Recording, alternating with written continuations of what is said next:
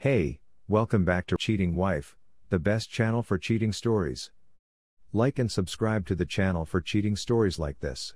I headed to the hills after learning of my wife's affair. I'm not sure why I'm writing this, but now that the events have passed and I've moved on, maybe it may assist someone. After 3.5 years of marriage, I, 30 male, uncovered my 30 female wife's infidelity in February 2018. I had a contract job that required a lot of travel that also enabled me to work from home when I returned. My wife worked as the director of a technical sales business, which paid nicely. We had a fairly solid marriage, albeit things had grown a little strained due to my being away on business trips and her working longer and longer hours. Backstory: I met my wife, now ex, at a mutual friend's BBQ 5 years ago. We had an immediate connection and began up a conversion, and I honestly believed I was defeating the odds by being with such a gorgeous and well-spoken lady. She seemed to enjoy me for my rough around-the-edges image.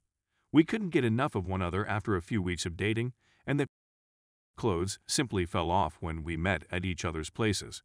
After 18 months of dating, we married and moved into a large apartment while saving for a home. Things began to change after the first 3 years of marriage.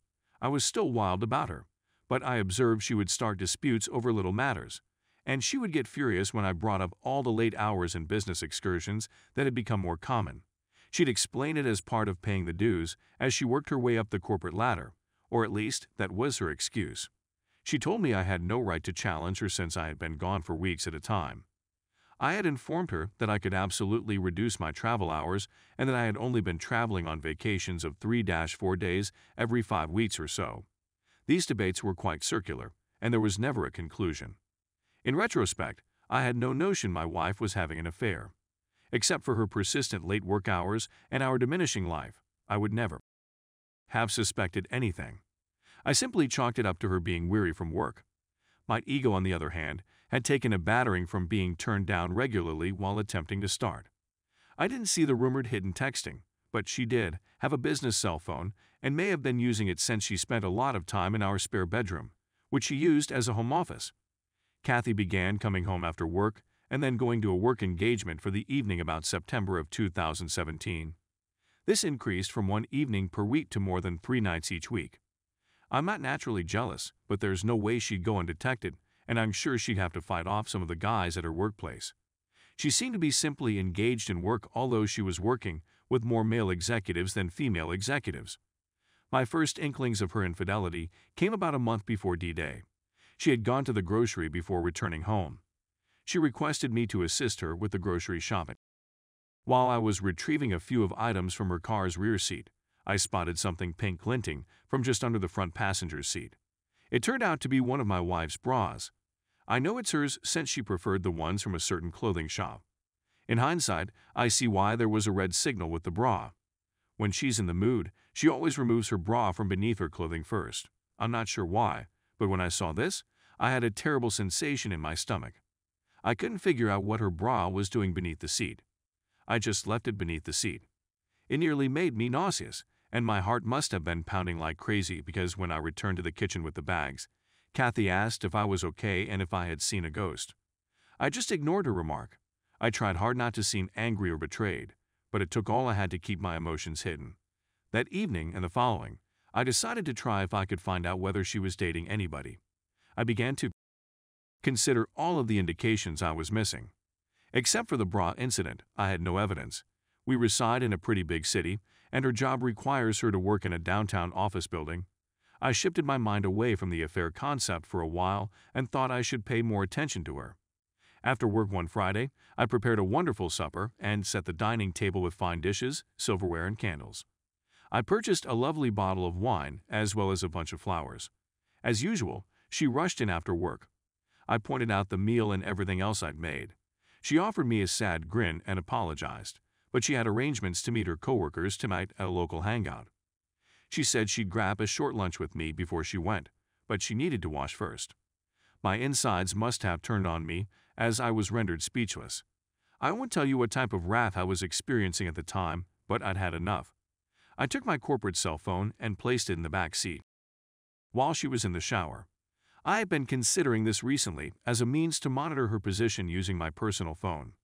I walked in and through the dinner, along with the flowers and the garbage. She returned suited up and looked wonderful after her shower. "Okay," she said, "let's eat." I advised her to forget it and go out with her pals. She gave me an odd look and asked if I was crazy. I said how upset I am that you never want to do anything together. She grew enraged and ordered me to stop behaving like a kid and made a snide remark about having a short fuse.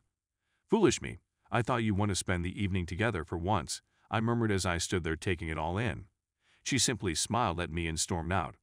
I got out my backup phone and began monitoring my work phone. I spotted her pull over about 20 minutes away at a pub where she hangs out with her coworkers. I decided to go out and find her vehicle. Sure enough, it was in the bar's parking lot. I waited in my vehicle across the street, waiting to see if I could see her. I felt like a stalker, so unlike me. But I argued that I needed to at least assuage my concern about her location. I observe her leaving the pub with a guy around an hour after I arrive. He resembles one of the executives I've seen at her workplace. He snatches her, pulls her close, and kisses her. My gut began to clench. My whole body felt numb. They go over to another vehicle and get in. As the vehicle moves away, I try my best to keep up with them. They drive approximately 10 minutes to, you guessed it, a hotel. I pull over next to the motel on the street. I watch as they exit the car and walk hand in hand into the hotel. I'd had enough, a moron. I begin pounding on the steering wheel with my fist. That's all. I'm not sure whether I blacked out or had an out-of-body experience, but something within me went utterly blank. When I regained consciousness, I decided I wanted a drink.